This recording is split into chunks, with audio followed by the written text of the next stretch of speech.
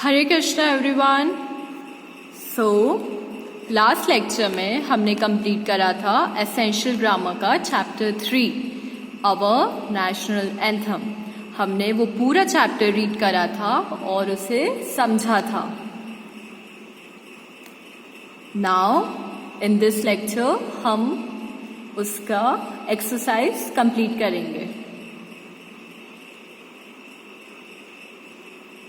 मैंने आप सबको होमवर्क दिया था कि आप अपना चैप्टर 3 पूरा रीड करेंगे एक बार। आप सबने रीड करा उसे? Okay, now open to page number 20। आप अपनी बुक का पेज नंबर 20 ओपन करिए। उधर हम स्टार्ट करेंगे इसकी exercise. Word meanings. National, national मतलब जो भी चीज जो हमारे देश को बिलोंग करती है उससे हम बोलते हैं नेशनल। एंथम, एंथम मतलब होता है एक सॉन्ग जो हमारी लॉयल्टी या देशभक्ति को रिप्रेजेंट करता है, उससे हम बोलते हैं एंथम। पोएट, पोएट मतलब जो पोयम लिखते हैं उन्हें हम बोलते हैं पोएट। अडॉप्टेड, अडॉप्टेड मतलब हमने कोई चीज हमारी बना ली है, उससे हम बोलते हैं अडॉप्टेड। मतलब एक जैसे कि हमारी चैप्टर में क्या एग्जाम्पल है कि एक पोयम है जो रविंद्रनाथ टैगोर ने लिखी है, तो गवर्नमेंट ऑफ इंडिया ने क्या करा, उस पोयम को अडॉप्ट कर लिया एज अ नेशनल एंथम, मतलब उससे नेशनल एंथम बना लिया। Nationalism, love of country and willingness to sacrifice for it, अपने देश के लिए प्यार रखना और उसके लिए कुर्बान हो जाना, उस सेंटिमेंट को, उस फीलिंग को बोलते हैं नेशनलिज्म। इंट्रीगेशन, इंटीग्रेशन, इंटीग्रेशन मतलब एक साथ आ जाना। पैरोडी, पैरोडी मतलब किसी का मजाक उड़ाना, किसी चीज का मजाक उड़ाना। हमारी नेशनल एंथम का मजाक उड़ाना बिल्कुल मना है और उसकी ट्यून का भी। स्पिरिट, स्पिरिट मतलब हमारा इमोशनल स्टेट, हमारी फीलिंग्स, उससे हम बोलते हैं स्पिरिट, हमारा सोल। लर्नेड, लर्न, लर्न मतलब कोई चीज का नॉलेज गेन करना, जैसे learning to play piano, piano सीखना, उसे हम बोलते हैं लर्न। लेसन, लेसन मतलब एक शिक्षा, मॉरल, एक चीज जो हमने सीखी है। Okay, coming to the multiple choice questions. Question A, tick the correct option. Number 1, who composed Jana Gana मन? हमने ये हमारे लेसन में पढ़ा। बंकिम चंद्र चटर्जी, रविंद्रनाथ टैगोर, लता मंगेशकर। किसने लिखा है जन गण मन? कंपोज मतलब लिखना। किसने लिखा है? रविंद्रनाथ टैगोर। ओके, इधर आप टिक करिए। आवर नेशनल सॉन्ग इज जन गण मन, वंदे मातरम, सारे जहां से अच्छा हिंदुस्तान हमारा। देखिए पेज नंबर 18 पर आइए, the first page of your chapter. The national anthem is जन गण मन एंड द नेशनल सॉन्ग, जो हमारा नेशनल सॉन्ग है वो है वंदे मातरम। सो हमारा नेशनल सॉन्ग क्या हो गया? वंदे मातरम।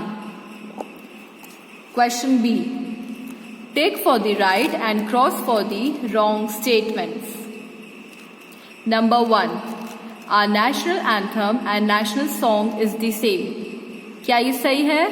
नो, हमारा नेशनल एंथम है जन गण मन और नेशनल सॉन्ग है वंदे मातरम। सो इसे आप क्रॉस कर दीजिए। Number 2, anybody is allowed to parody the national anthem और its tune. Is it correct? Parody मतलब मजाक उड़ाना।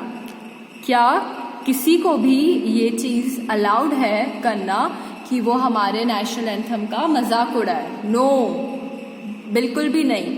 रादर ये चीज तो मना है कि आप ऐसा नहीं कर सकते हैं। so it's wrong. We should not talk, laugh or eat in between while the national anthem is going on.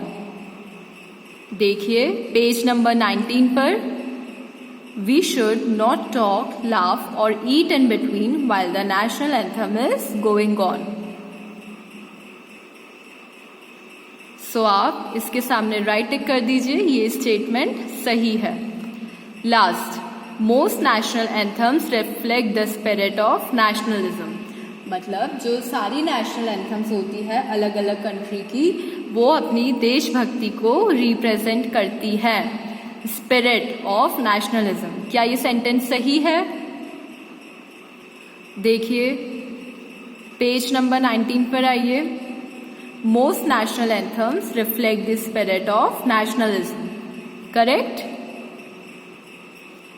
So this statement is correct. Coming to the question and answers. Question C. Answer these questions. Who composed our national anthem? Who composed it? Our great poet Rabindranath Tagore. इधर क्या लिखेंगे हम? The national anthem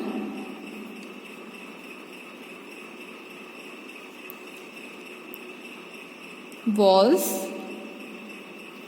composed by our great poet. क्या नाम था उनका? Rabindranath Tagore.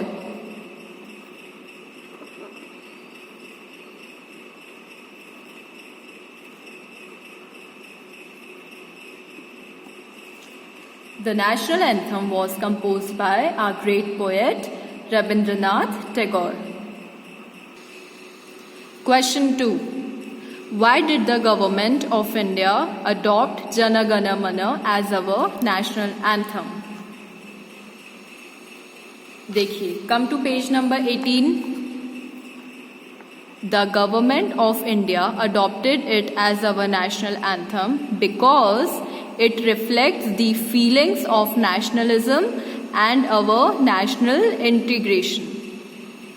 Because it reflects the feeling of nationalism and our national integration. आप इधर आंसर में क्या लिखेंगे?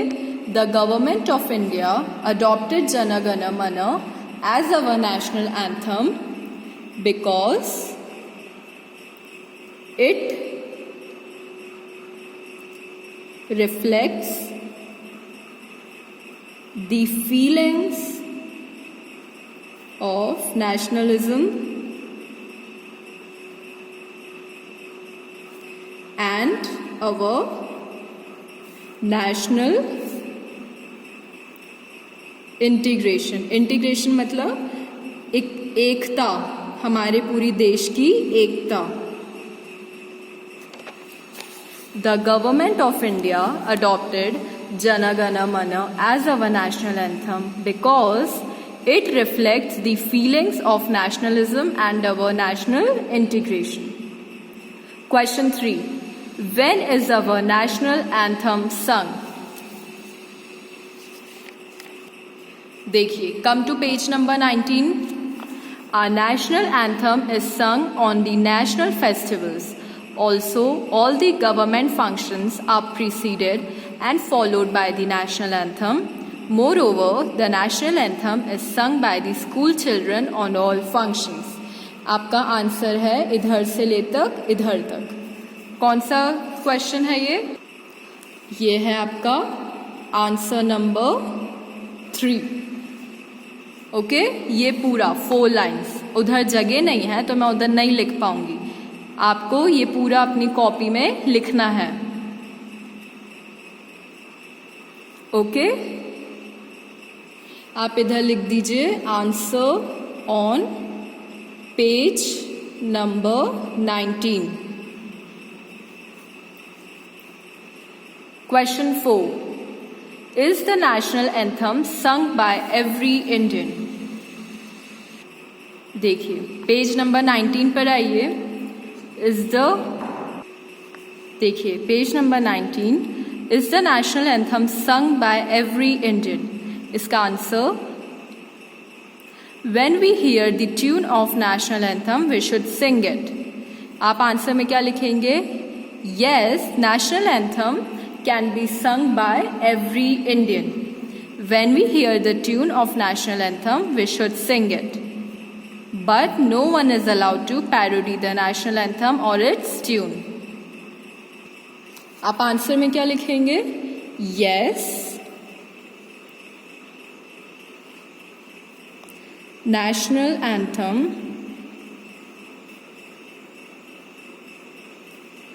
is sung by every Indian। When we hear its tune,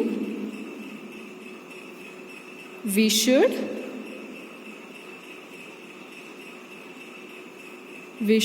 sing it। Okay?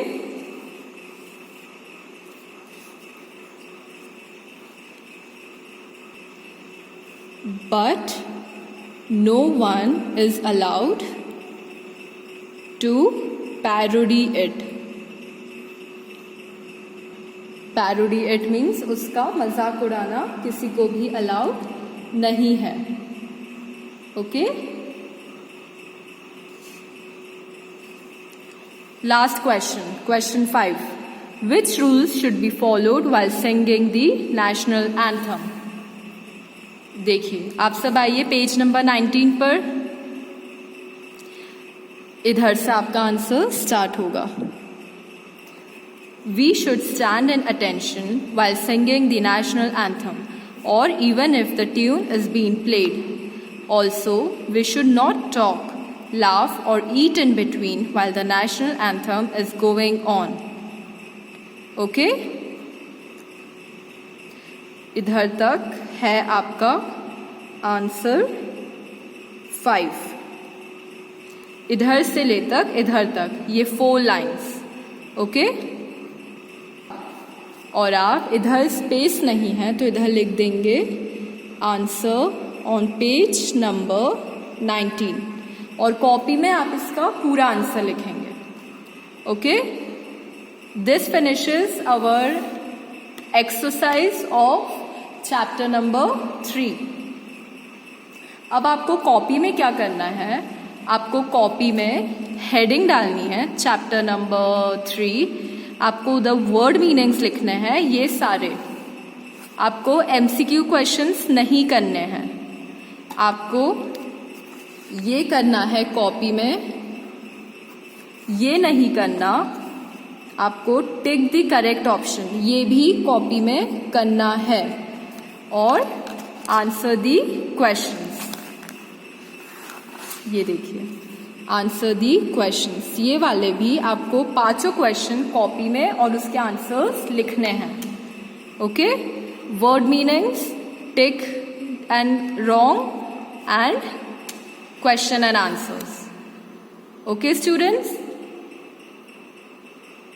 Okay, अब हम नेक्स्ट लेक्चर में मिलेंगे। Thank you so much. Hare Krishna.